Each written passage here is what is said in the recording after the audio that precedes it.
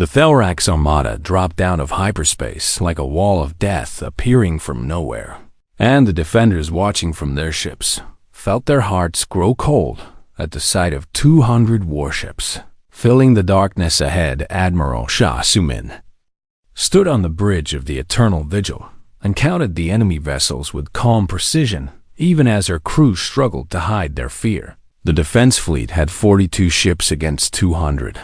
The mathematics of this battle were simple, and brutal Captain Seong Mai transmitted orders to the Allied vessels and arranged them in a protective formation around the massive carrier. She knew they could not win this fight through firepower alone. She knew that their only hope was to make the cost of attack so high that Overlord Xander would choose to withdraw rather than pay it. But she also knew that the Thelrax were proud and vengeful, and they might be willing to sacrifice everything just to destroy what humanity had built. Overlord Xander transmitted on an open channel so that everyone in the defense fleet could hear his words. His voice was deep and cold and filled with absolute certainty. He said that the humans and their foolish allies had one final chance to surrender. He said that they could hand over the refugees and deactivate their weapons, and he would allow them to leave in peace.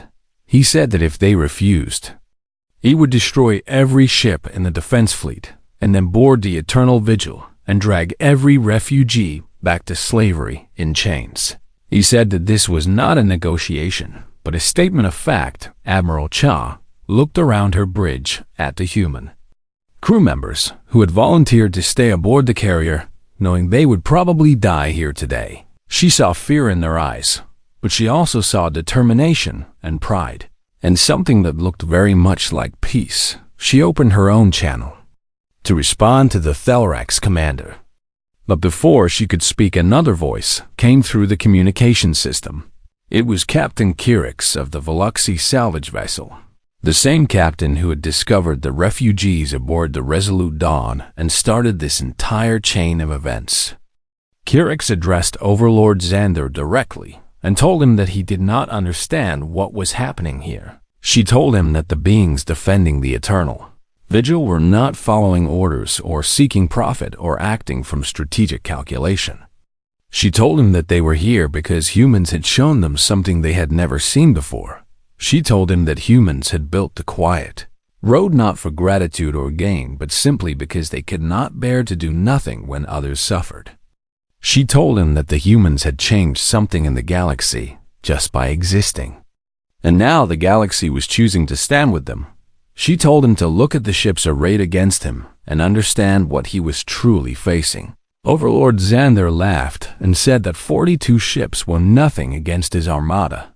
He began issuing orders to his fleet to advance and engage the defenders.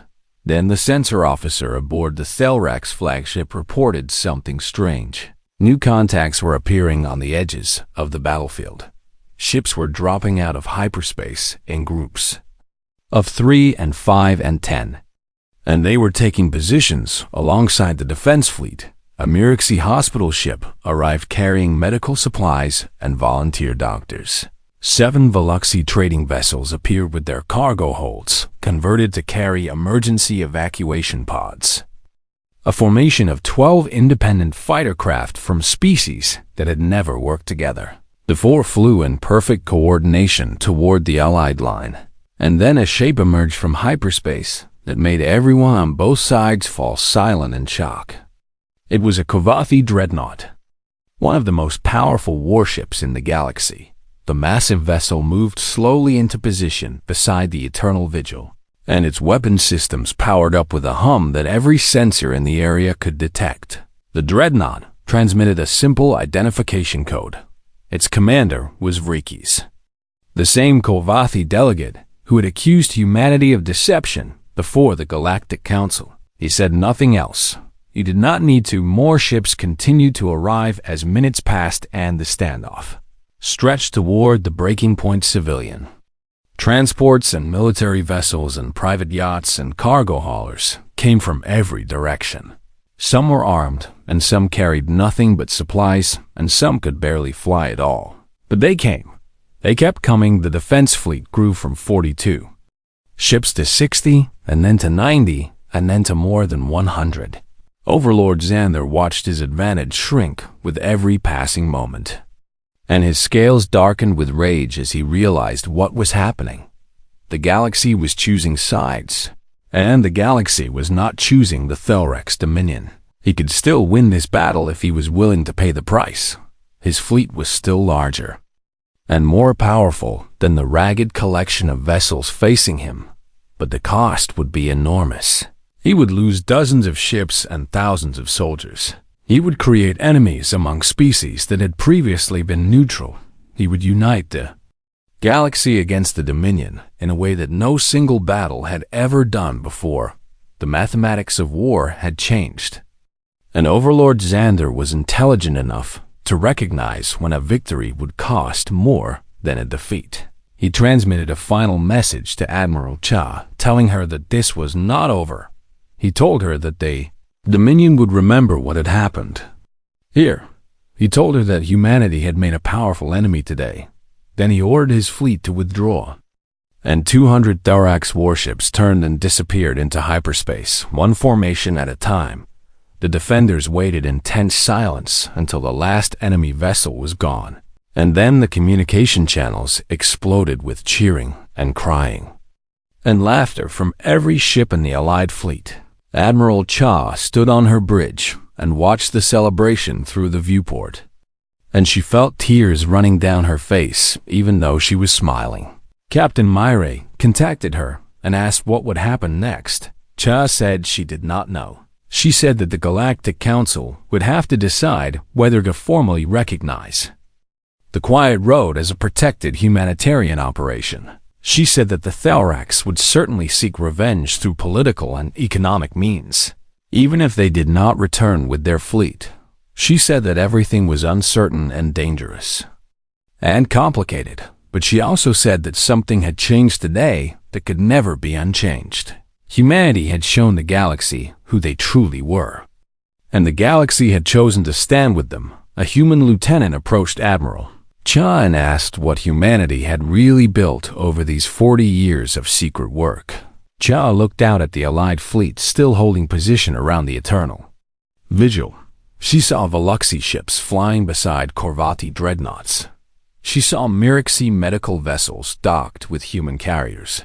She saw 100 ships from a dozen species that had never worked together before today, but had come together for this moment. She said that humanity had not built ships or weapons or strategic advantages.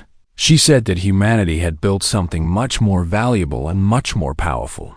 She said that humanity had built a family, and families protect each other.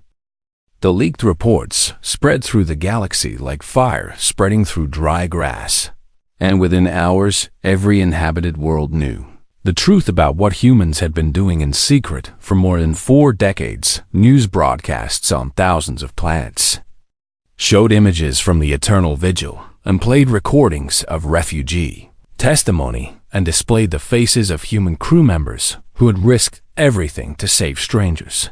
The reaction was immediate and overwhelming and deeply divided on some worlds. Crowds gathered in public spaces to celebrate humanity and call for their own governments to support the Quiet Road on other worlds. Leaders demanded punishment for what they called illegal interference in the internal affairs of sovereign civilizations.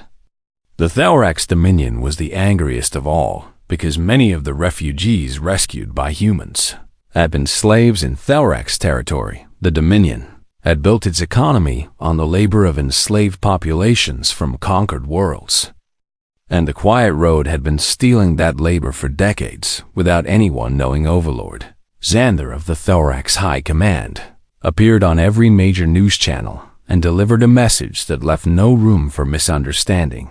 He declared that humanity had committed acts of war against the Dominion through their illegal rescue operations.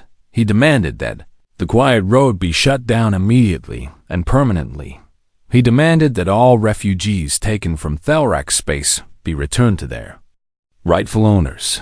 He demanded that the human government pay compensation for 40 years of stolen property, and he announced that the Thelrax's fleet was mobilizing for war if these demands were not met within 30 standard days. Ambassador Yun Tain stood before the Galactic Council once again. And this time, the chamber was silent as death, because everyone knew what was at stake. The Kolvathi delegate, Rikis, was present, but he did not speak or make accusations as he had done before. He simply watched with eyes that seemed troubled by something he could not name. Other delegates whispered among themselves about what humanity would do. Some predicted that humans would apologize and shut down the quiet road to avoid war.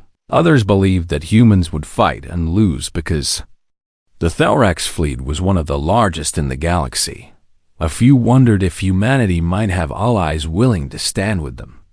But no one could imagine who those allies might be. Ambassador Yun was given the floor, and he stood in silence for a long moment before he spoke. He said that humanity had heard the demands of the Thelrax Dominion. He said that humanity understood the consequences of refusing those demands. He said that humanity would not comply. The chamber erupted in noise as delegates shouted questions and demands and warnings all at once. Yun waited for quiet and then continued speaking in the same calm voice he had used throughout this crisis. He said that humanity could not return refugees to slavery because doing so would make humans know better than the slavers themselves.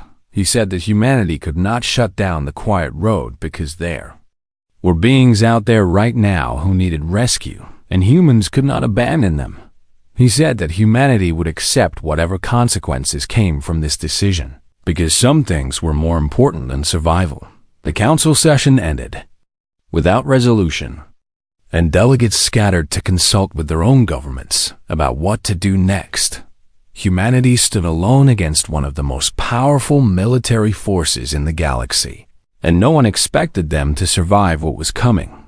But something strange began to happen in the days that followed. A Veluxi trading captain named Siong Myre transmitted a message to the human fleet announcing that her ship and crew were volunteering to join the quiet road within hours. Other Veluxi captains made similar announcements. Then a Mirixi colony world offered to serve as a safe harbor for refugees evacuated from the Eternal Vigil. A group of independent pilots from 6 different species pooled their resources and purchased a decommissioned transport ship to add to the rescue network. Messages arrived at human military command from sources no one expected. 3 Korvathi warship commanders transmitted coded signals indicating they were prepared to provide supplies and safe passage through their patrol zones. A retired Thelrax admiral who had been living in exile for 20 years contacted Ambassador Yun and offered intelligence about Dominion fleet movements, even species that had never shown interest in humanitarian work began quietly asking how they could help. Captain Siong Myre found herself coordinating communications between dozens of volunteer ships and crews who wanted to join the defensive. The quiet road. She had never imagined that her own species would inspire such a response from aliens who owed humans nothing. She had never imagined that the galaxy would choose to stand with humanity against overwhelming odds. But she also knew that volunteers and good intentions would not stop the Thelrax fleet. Overlord Xander assembled his armada in Dominion space, and the numbers were terrifying. 200 warships prepared to jump toward the Eternal Vigil and destroy everything humanity had built over 4 decades of secret work. Myre was given command of the defense fleet because she understood both human and alien cultures and could coordinate the mixed forces that had gathered. She stood on the bridge of her flagship and watched the volunteer ships arrive one by one at the rally point near the Eternal Vigil. 42 ships from 11 different species had come to stand with humanity. It was not enough to stop the Thelrax. It was not enough to save the refugees aboard the Eternal Vigil, but it was enough to show the galaxy that some things were worth dying for. Myre received a transmission from Admiral Cha Sumin aboard the Eternal Vigil, confirming that all refugees had been moved to protected compartments deep within the carrier. The civilians were as safe as they could be under the circumstances. The defense fleet powered up there, weapons and shields, and prepared for the battle that would determine the fate of the quiet road somewhere in the darkness between stars. The Thelrax armada was already moving toward them. The final confrontation was about to begin. The human carrier Eternal Vigil hung in space like a small city made of metal and light, and the observation team from the Galactic Council approached it with a mixture of suspicion and curiosity that none of them could entirely hide. Vriki stood at the viewport of their transport vessel and studied the massive human ship with his sharp reptilian eyes. He had come here to expose lies and deception, and he was certain that he would find plenty of both once he got inside. Captain Kirik stood beside him and said nothing because she no longer knew what she expected to find. The discovery aboard the Resolute Dawn had shaken something fundamental in her understanding of humans, and she was no longer certain that Vrikis was correct in his assumptions. The transport docked with the Eternal Vigil, and the observers were met by a human woman in a military uniform who introduced herself as Chief Engineer Beek Ji-woo.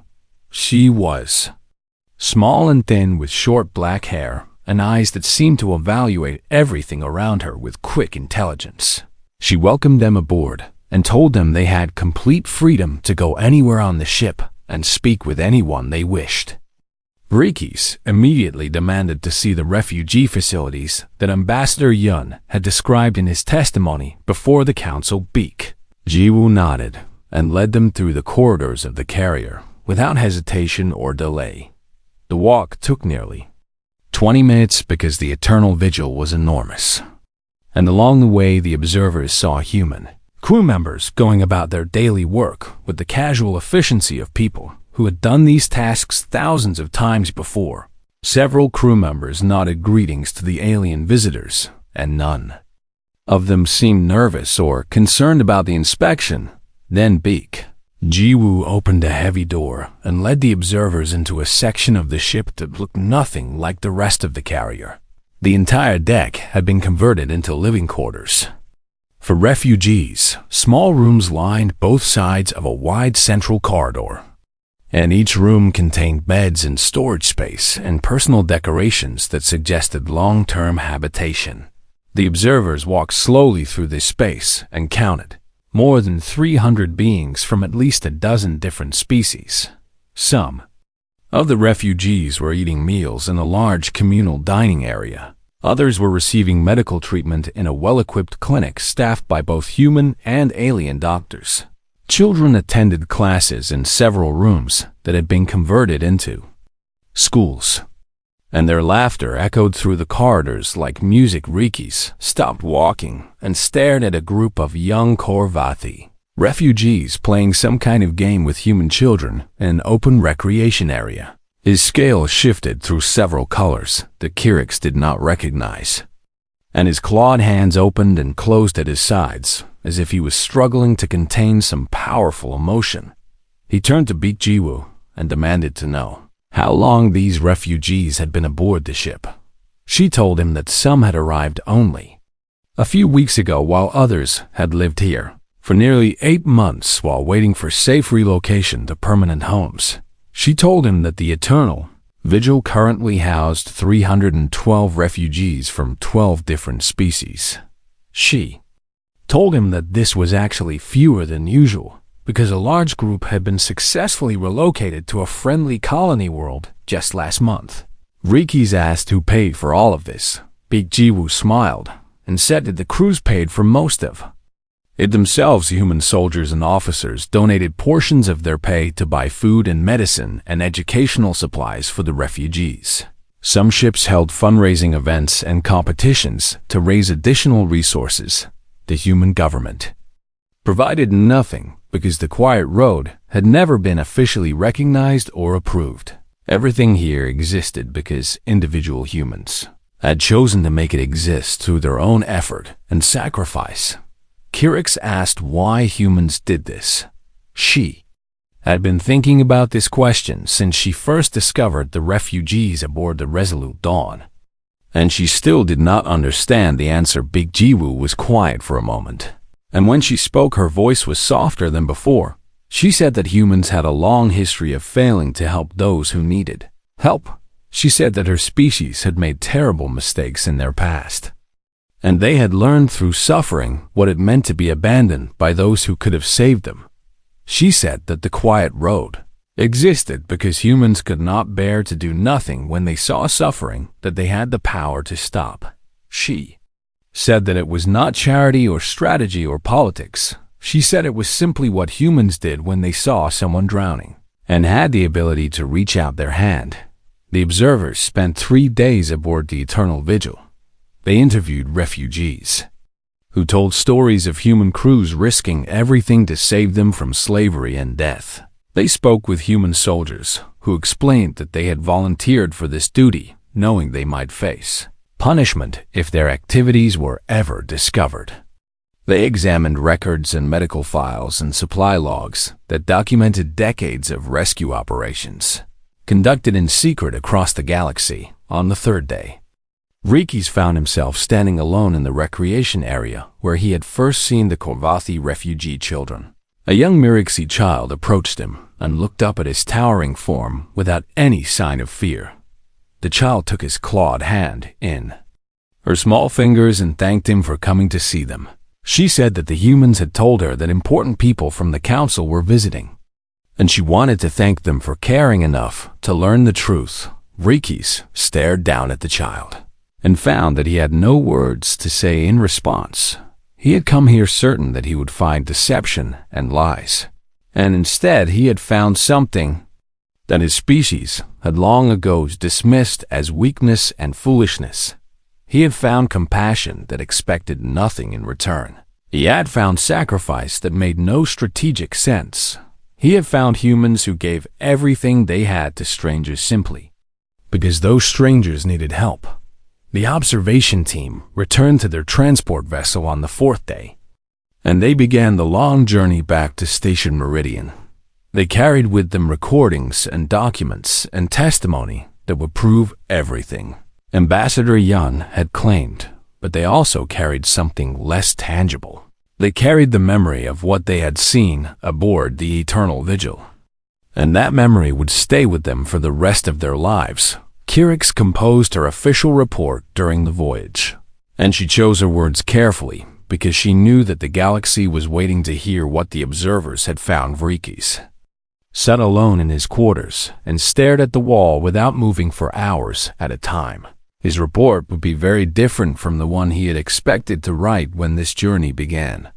The transport vessel arrived at Station Meridian on the 7th day, and the observers prepared to present their findings to the Galactic Council. They did not know that their reports had already been leaked to the galactic media. They did not know that every species in the galaxy was about to learn the truth about the quiet road. They did not know that powerful forces were already moving against humanity, and that the storm was just beginning.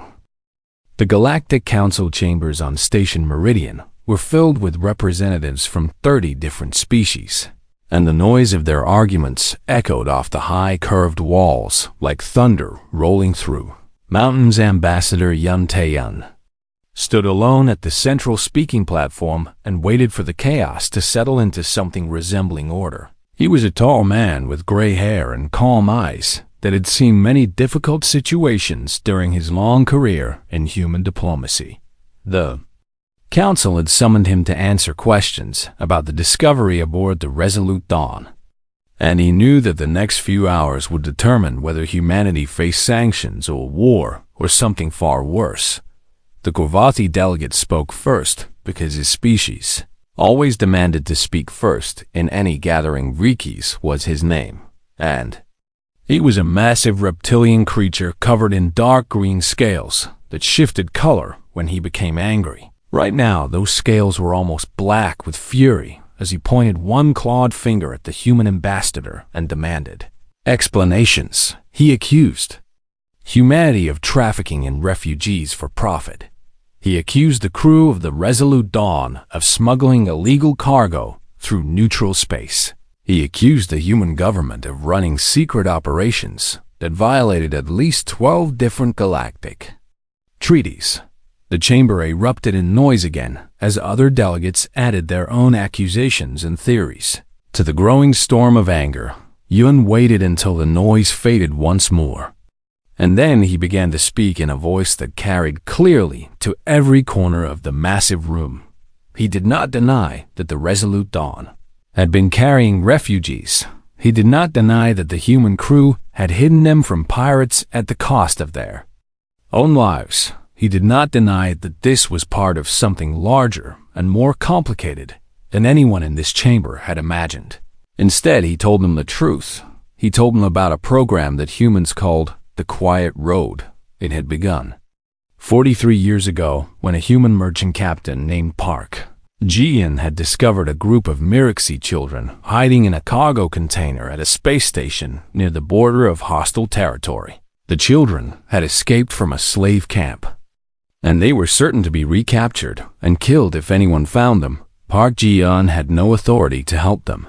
She had no permission from any government or organization. She had only her ship and her crew and her own conscience telling her that she could not walk away and leave those children to die. So she hid them aboard her vessel and carried them to safety. And when she returned home, she told other captains what she had done. Some of those captains decided to do the same thing the next time they encountered beings who needed help. Word spread quietly through human space, and the Quiet Road grew from one ship to dozens and then to hundreds. Military vessels joined civilian transports in this secret work. Crews volunteered, knowing that they might face court-martial or prison or death if they were discovered. No government had ever officially approved of the Quiet Road. No military commander had ever issued orders to participate. The humans who joined this network did so because they chose to, and they funded much of it from their own resources. Yun paused and looked around the chamber at the many alien faces watching him with expressions ranging from disbelief to anger to something that might have been wonder. He told them that right now, at this very moment, 17 human vessels were running similar operations throughout the galaxy. He told them that over the past 4 decades, the Quiet Road had rescued more than 200,000 beings from slavery and persecution and death. He told them that humanity had kept this secret, not because they were ashamed of what they had done, but because they feared exactly what was happening in this chamber right now. The Kovathi delegate Vrikis slammed his fist against his speaking podium and demanded to know why humans thought they had the right to interfere in the internal affairs of other civilizations. He called the Quiet Road an act of cultural imperialism, disguised as compassion. He called for immediate sanctions against human space and the arrest of everyone involved in these illegal operations. Other delegates shouted their agreement or disagreement depending on their own political interests and alliances. Ambassador Yun raised his hand and waited for silence. Once more, then he said something that changed the entire tone of the debate. He invited the Galactic Council to send observers to investigate the Quiet Road firsthand. He offered complete access to human vessels and facilities and records. He provided coordinates to ships currently engaged in rescue operations and gave permission for council representatives to board them without advance notice. He said that humanity had nothing to hide and nothing to fear from the truth. The chamber fell silent. As the delegates considered this unexpected offer, most species in the galaxy guarded their military operations with extreme secrecy, and the idea of allowing foreign observers aboard active warships was almost unthinkable. Yet the human ambassador stood before them with open hands and calm eyes and offered exactly that the council voted after 3 hours of debate. And the motion passed with a narrow majority. They would send a team of observers to human space to verify the claims made by Ambassador Yun. If the investigation proved that humans were telling the truth, the council would decide what to do next. If the investigation proved that humans were lying, the consequences would be severe. Vrikis volunteered to join the observer team because he wanted to personally expose what he believed was a massive human deception. Captain Kirix was invited to participate because she had made the original discovery. Representatives from 8 other species completed the group. As the chamber emptied and delegates returned to their own ships and stations, Ambassador Yun remained at the central platform and stared at the empty seats around him. He had gambled everything on the belief that the galaxy would understand once they saw the truth. He was not entirely certain he had made the right choice. The observation team departed for human space the following day, and their first destination was the carrier Eternal Vigil. It was the largest ship in the human fleet and the unofficial headquarters of the Quiet Road. Whatever the observers found there would determine the future of humanity in the galactic community. Yun watched their ship disappear into the darkness between stars and whispered a prayer to whatever might be listening. The truth was coming, and he could only hope the galaxy was ready to hear it.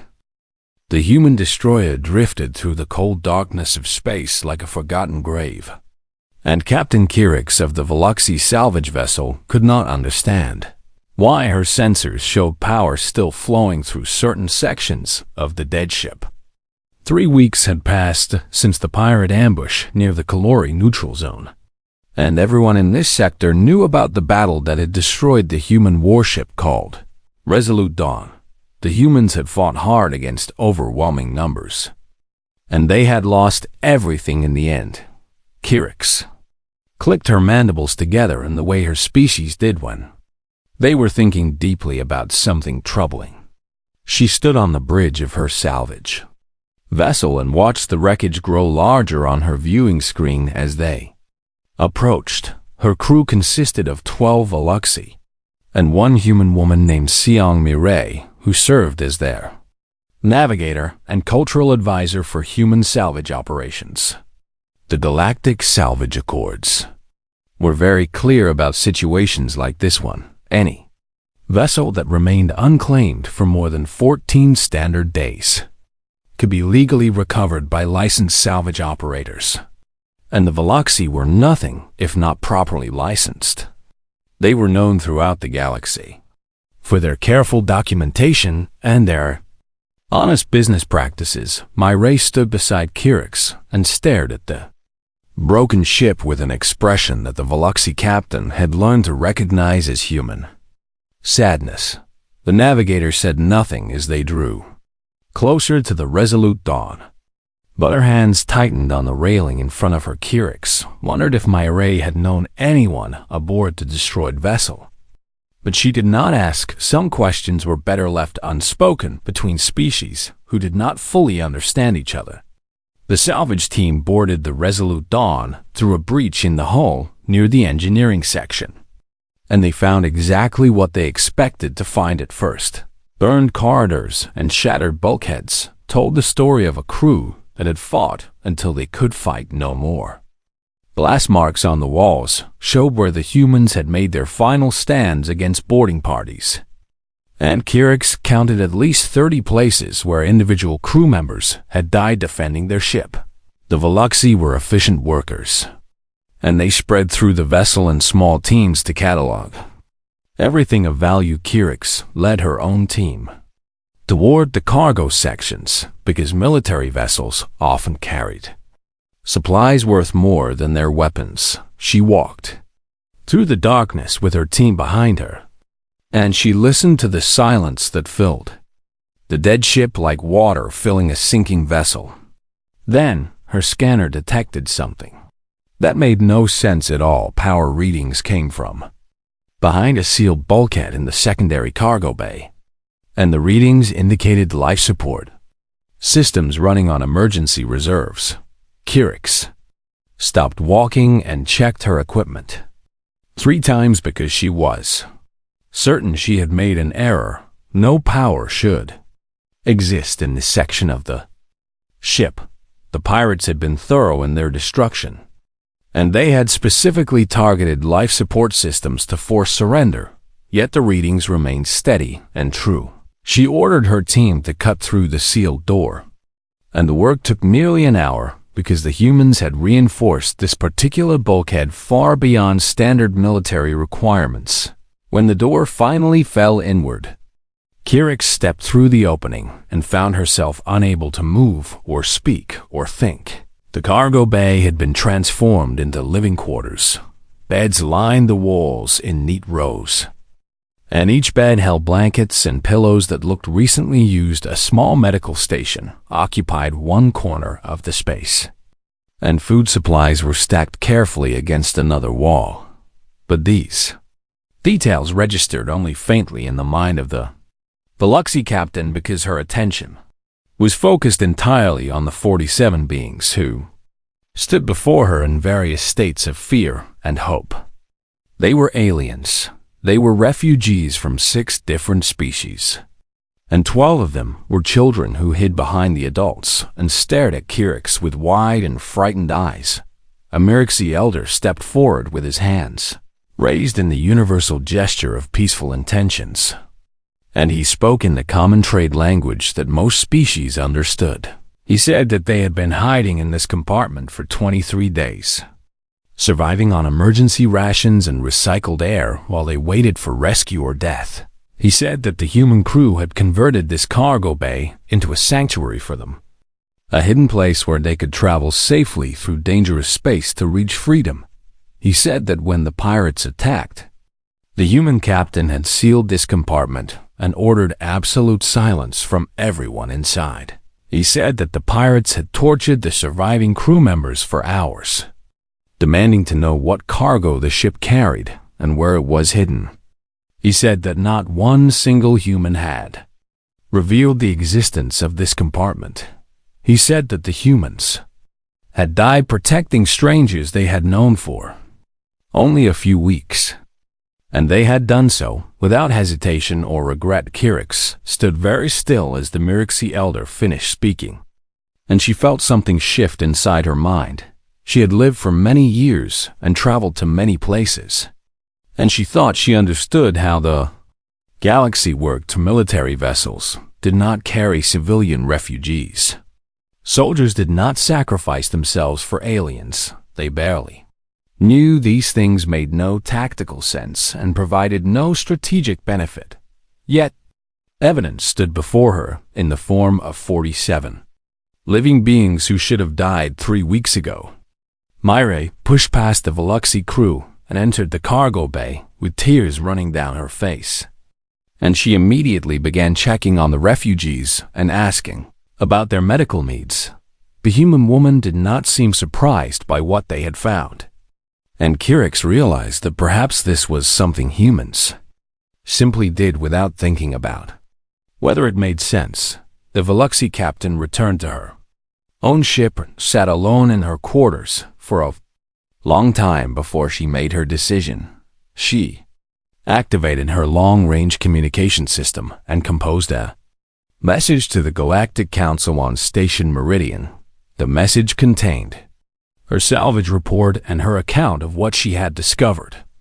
Aboard the Resolute Dawn, she included sensor data and medical scans of the refugees and testimony from the Mirixi elder about what the human crew had done. She sent the message without knowing what would happen next, and she did not understand that this single transmission would change everything.